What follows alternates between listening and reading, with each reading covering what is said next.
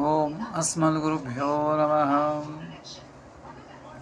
లక్ష్మీనాథసమారంభం నాథయామనమధ్యమం అస్మదాచార్యపర్యంతం వందే గురుపరంపరం. వసుదేవసుతం దేవం కంసచానూరమర్దనం దేవకీ పరమానందం కృష్ణం వందే జగద్గురుం. ప్రియ భగవద్గురు నమస్కారం. ఇది వేదాంత దేశక ప్రణీతం గరళదండకంలో మొదటి శ్లోకం అనుసంధానం. శ్రీమన్ వెంకటనాథార్య కవితార్కేసరి వేదాంతాచార్యవర్యో మే సన్నిధత్తాం సదార్ది. నమః పన్నగనందాయ వైకుంఠవసవర్తినే శృతిసింధుసుధోత్పాద మందరాయ గరుత్మతే. పన్నగనందాయ సర్పములచే బద్ధమైన వాడు, అలంకరించబడినవాడు, వైకుంఠ వసవర్తనే విష్ణువు యొక్క ఆధీనము నుండి వాడు, శృతసింధు వేదములను సముద్రము నుండి సుధా ప్లస్ ఉత్పాద అమృతముతో పుట్టట్లో మందరాయ మందపర్వతం వంటి వాడగు. మందపర్వత పక్షమున క్రమముగా ధారం చేయబడిన వాసుకి చే బంధింపబడిన భగవానుడు విష్ణువును ఆధారంగా కలిగిన అర్థం. గరుత్మతి అందమైన కలిగిన గరుత్మతుకు నమస్కారం.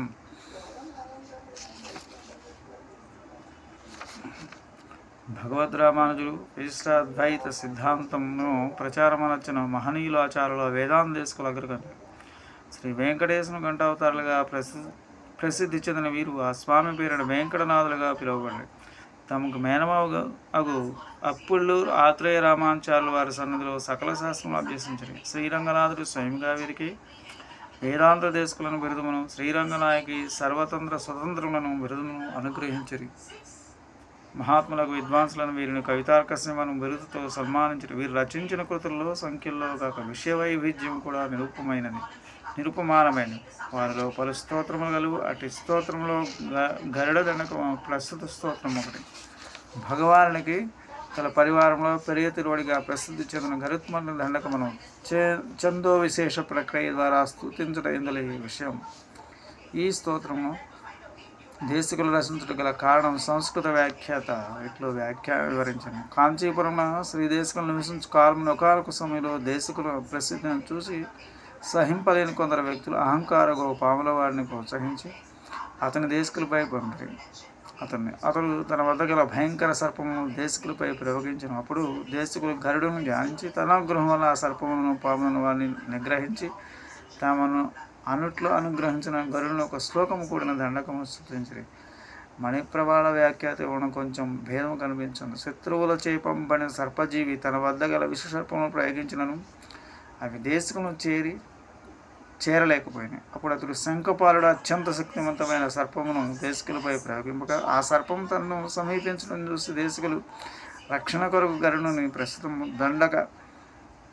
దండక రూపమును స్తుతించిరి. తత్ఫలితంగా గరుడు ప్రత్యక్షమైన శంఖపాలను పట్టి కొనిపోయాను. దాన్ని చూసిన సర్పజీవి భయభ్రాంతుడై దేశకుల పాదములపై పడి క్షమింపవేయడం. పరుల ప్రోత్సాహం వల్ల తాను ఇట్లు చేసినవి కానీ స్వయంగా కాదని తన జీవితం ఆధారముగా సర్పము తనకు మరలా అనుగ్రహించవలసినదిగా ప్రార్థించను. దేశకులు అతనిపై దయచూపి మరలా గరును ప్రార్థన శంఖపాలను అతను తిరిగి ఇచ్చిరి. దేశకులు తాము చేయదలిచిన దండక స్థుతి నిర్విఘ్నంగా పరిసమాప్తం అవుటకే గరుడుకు నమస్కరించడం ప్రస్తుత శ్లోకంలోని విషయం. ఇందు కవి గరుడుని మందపర్వతము అందరము రూపించుట విశేషం.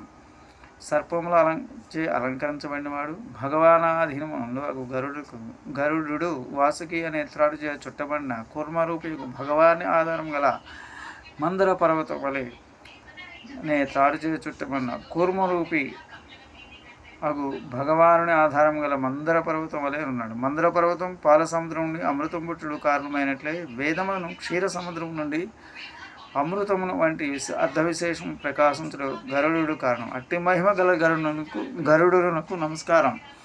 గరుడుని మందపర్వతం రూపించుటకు అనుగుణముగా కవి శ్లోకం మొదటి పాదము 2 శ్లిష్ట విశేషము ప్రయోగించి పన్నగనధాయ. పన్నగమనగా పామని అర్థం, మద్దమనగా చుట్టబడిన అర్థం, సర్పభూషితుడని భావం.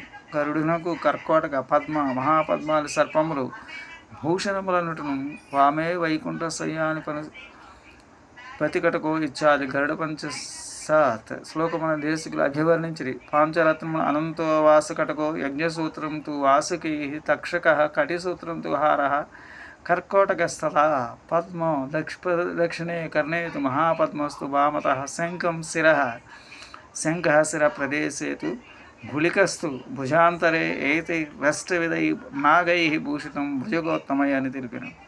అది మందపర్వత పక్షమున సర్పముచే చుట్టబడింది అని అర్థం. దేవతలు రాక్షసులు పాల సముద్రము చిలుగుటకై మందపర్వతం కవంగా వాసుకేను సర్పరాజును ధారముగా చేసుకొని పౌరాణిక గాథ స్మరణీయం. మందరం కృత్వా యోక్తం కృత్వా చ వాసుకమని ప్రసిద్ధ శ్లోకమిచ్చిన స్మరణార్థం. వైకుంఠవసవర్తినే విగతకుంఠాః నాశः అస్య వికుంఠం జ్ఞానం స్థానం వా అస్తి స్వరూపత్యేన ఆశ్రయత్వేన వస్స అస్య యద్వా కుంఠానాం జీవానం అయం నియంత జ్ఞానదో వా అని అమరస్సుద వైకుంఠ శబ్దము నిర్వచించున్నది. ఇట్లు సమస్త జీవులకు నియంతను జ్ఞానప్రదాయకునని అర్థమిచ్చు వైకుంఠ శబ్దం యొక్క ప్రయోగమిచ్చట సాభిప్రాయకముగా అనవచ్చును. సర్వేషాం సంశ్లేష యుత్రుతయా వికుంఠానాం విగత సంశ్లేష విఘాతానం అయమితి వైకుంఠ నిరుక్తం. ఈ శబ్దం నిర్వచించబడు. గరుడు భగవాను యొక్క ఆధీనం నుండి స్వభావం కలవాడు అనుటను వర్తనే అను పదములని ఇన్ ప్రత్యయం తెలుపును. దాసస్సకావాహనమాసనం ధ్వజో యస్తే వితానం వ్యజనం త్రయీమయ అని శ్రీయామన సూక్తి చొప్పున గరుడు భగవాన్కు వసడై దాసుడై సకుడై వాహనమై ఆసనమై ధ్వజమై మేలుకట్టై విసనకరై మారి సకల విధ సేవలను సర్వకాలములందు చేయను కదా. స్వస్తి. జై శ్రీరామ్.